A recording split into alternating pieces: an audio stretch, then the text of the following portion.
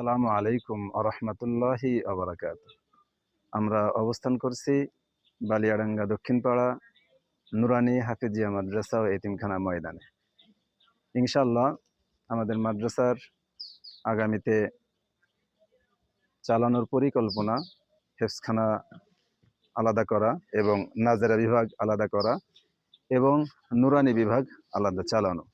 ইনশাআল্লাহ জানুয়ারি থেকে আমাদের নুরানি হাফিজিয়া মাদ্রাসা জানুয়ারি থেকে চালু হবে।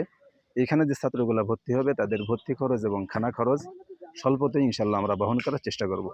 আমাদের মাদ্রাসার বৈশিষ্ট্য, আমাদের মাদ্রাসা ছাত্র দিয়ে কোনো প্রকারেই জাকাত, ফেতরা, কুরবানির চামড়া, ধান কালেকশন, কোনো বাঁশ কালেকশন, মাহফিলের কালেকশন, কোনো কালেকশনই মাদ্রাসার ছাত্র কিংবা উস্তাদদের দিয়ে আদায় করানো হয় না।